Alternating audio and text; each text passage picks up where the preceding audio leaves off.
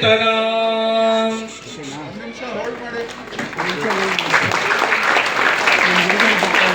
ಮತ್ತೊಮ್ಮೆ ವೇದಿಕೆಯಲ್ಲಿ ಪಂಡಿತ್ ದೇವೇಂದ್ರ ಕುಮಾರ್ ಪತ್ತಾರ್ ದಂಪತಿಗಳಿಗೆ ಎಲ್ರಿಗೂ ನಮಸ್ಕಾರ.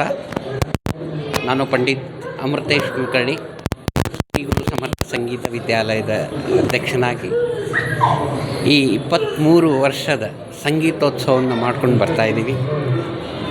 ಹಾಗೆ ಒಂದು ವರ್ಷದಲ್ಲಿ ಹಿಂದೂಸ್ತಾನಿ ಸಂಗೀತೋತ್ಸವ ಮಾಡ್ತೀವಿ, ಯುವ ಸಂಗೀತೋತ್ಸವ ಮಾಡ್ತೀವಿ, ಸಂಗೀತ ಸಂಜೆ ಕಾರ್ಯಕ್ರಮಗಳನ್ನು ಮಾಡ್ತಾಯಿದ್ದೀವಿ, ತಬಲಾ ತರಂಗ ಕಾರ್ಯಕ್ರಮಗಳನ್ನು ಮಾಡ್ತಾಯಿದ್ದೀವಿ. ಈಗ 23ನೇ ವರ್ಷದ ಸಂಗೀತೋತ್ಸವ ನಡೀತಾ ಇದೆ. ಇದರಲ್ಲಿ ಪಂಡಿತ್ ದೇವೇಂದ್ರ ಕುಮಾರ್ ಪತ್ತಾರ್ ಖ್ಯಾತ ಹಿಂದೂಸ್ತಾನಿ ಗಾಯಕರಿಗೆ ಸನ್ಮಾನ ಮಾಡಿ ಅವರಿಗೆ ಸಂಗೀತ ಸಾಧಕ ಅಂತ ಪ್ರಶಸ್ತಿ ಕೊಟ್ಟು ಅವ್ರನ್ನ ನಾವು ಸನ್ಮಾನಿಸಲಾಗಿದೆ. ಹೀಗೆ ನಮ್ಮ ಅನೇಕ ನೂರಾರು ತಬಲಾ ಕಲಿಕೆಯ ವಿದ್ಯಾರ್ಥಿಗಳು ನಮ್ಮಲ್ಲಿದ್ದಾರೆ. ವಯೋಮಿತಿ ಇಲ್ಲ, 4 ವರ್ಷದಿಂದ 60, 70, 80 ವರ್ಷದವರೆಗೂ ಕಲಿತಾ ಇದ್ದಾರೆ.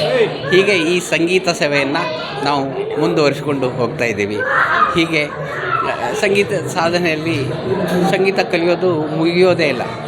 ಹಾಗೆ ಇರಬೇಕಾದ್ರೆ ಈ ಸಂಗೀತ ಸೇವೆಯನ್ನು ನಾವು ಪರಂಪರೆಯಾಗಿ ಗುರು ಪರಂಪರೆಯಾಗಿ ಇದನ್ನು ಮಾಡಲಿಕ್ಕೆ ಕಾರಣ ನಮ್ಮ ಗುರುಗಳಾದಂಥ ಪಂಡಿತ್ ಡಾಕ್ಟರ್ ಸತೀಶ್ ಹಂಪಿಯವರು ಕಾರಣ.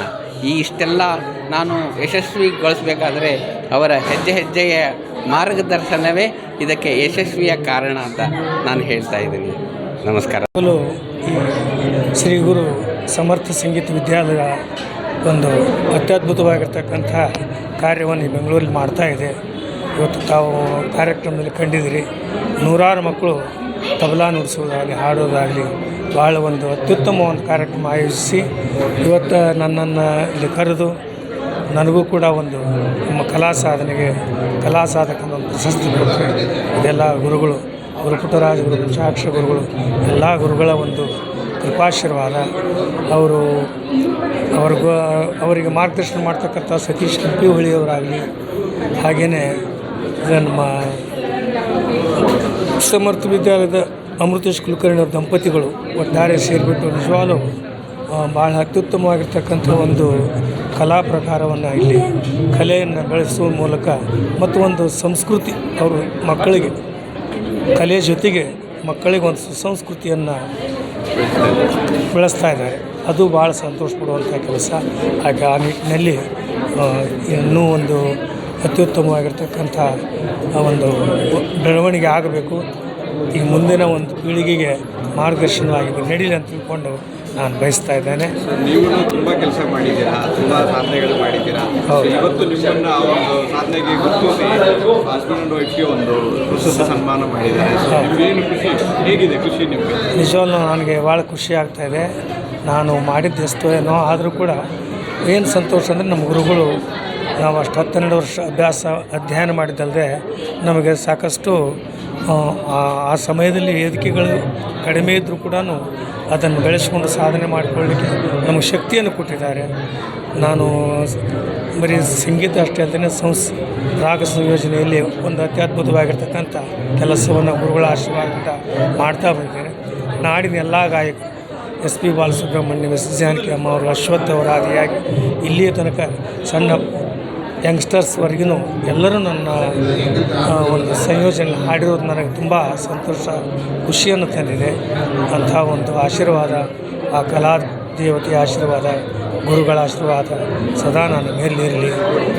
ಆ ನಿಟ್ಟಿನಲ್ಲಿ ಇನ್ನೂ ಒಂದು ಬೆಳೆಯತಕ್ಕಂಥ ಒಂದು ಶಕ್ತಿಯನ್ನು ಭಗವಂತನ ಕೊಡಲಿ, ಆ ಶಾರದೆ ನಮ್ಮ ಕರುಣಿಸಲಂತ ನಾನು ಬಯಸ್ತೇನೆ. ನನ್ನ ಶ್ರೀಮತಿಯವರು ಕೂಡ 10 ಪುಸ್ತಕಗಳನ್ನು ಬರೆದರೆ ಸಾಹಿತ್ಯ ಕ್ಷೇತ್ರದಲ್ಲಿ ಅವರು ಕೃಷಿ ಮಾಡ್ತಾ ಇದ್ದಾರೆ ನನ್ನ ಜೊತೆಗೆ. ಅದು ಒಂದು ಸಂತೋಷದ ಸಂಗತಿ. ಆ ನಿಟ್ಟಿನಲ್ಲಿ ನಮಗೆ ಇವತ್ತು ಗುರು ಸಮರ್ಥ ಸಂಗೀತ ವಿದ್ಯಾಲಯದಿಂದ ನಮಗೆ ಸಾಧಕ ಪ್ರಶಸ್ತಿಯನ್ನು ಗೌರವಿಸಿದ್ದಕ್ಕೆ ತುಂಬ ಅಭಿನಂದನೆಗಳು. ತಮಗೂ ಕೂಡ ಅಭಿನಂದನೆಗಳು ಹೇಳ್ತಾ ನಾನು 2 ಮಾತು ಮುಗಿಸ್ಬಿಟ್ಟೆ. ನನಗೆ ಎಲ್ಲ ತುಂಬ ಖುಷಿಯಾಗಿದೆ. ಯಾಕಂದ್ರೆ ನಮ್ಮ ಯಜಮಾನ್ರ ಜೊತೆಗೆ ನನಗೂ ಕೂಡ ಸನ್ಮಾನ ಮಾಡಿದರು. ಈ ಕಲೆಗೆ ಸಿಕ್ಕಂಥ ಒಂದು ಅದ್ಭುತ ಗೌರವ ಇದು. ಸಾಧಕರಿಗೆ ಈ ಥರ ಗುರುತಿಸದೆ ನಮಗೆ ಒಂದು ಸನ್ಮಾನ. ಹಾಗಾಗಿ ನನಗೆ ತುಂಬ ಖುಷಿ ತಂದಿದೆ. ಇದೇ ಪ್ರಕಾರ ಸರ್ಕಾರ ಇಂಥವ್ರನ್ನ ಗುರುತಿಸ್ಲಂತೆ ನಾನು ಕೇಳ್ಕೊತೀನಿ. ಯಾಕಂದ್ರೆ ಈಗಾಗಲೇ ಅವರು 70 ಹತ್ತಿರ ಇದ್ದಾರೆ. ಹಾಗಾಗಿ ನಾನು ಇದ್ರ ಮೂಲಕ ಆದರೂ ಸರ್ಕಾರಕ್ಕೆ ಕಿವಿಗೆ ಮುಟ್ಲಿ ಇಂತಿಂಥವ್ರು ಕಲಾವಿದರು ಅಂತೇಳಿ ಕೇಳ್ಕೊತಾ ಇದ್ದೀನಿ. ತಮ್ಮ ಒಂದು ಹಾಗಾಗಿ ಮೀಡಿಯಾದ ಮೂಲಕ, ಮಾಧ್ಯಮದ ಮೂಲಕ ಇದು ಸುಮಾರು 70,000 ಹಾಡುಗಳ ಕಂಪೋಸಿಷನ್ ಮಾಡಿದ್ದಾರೆ.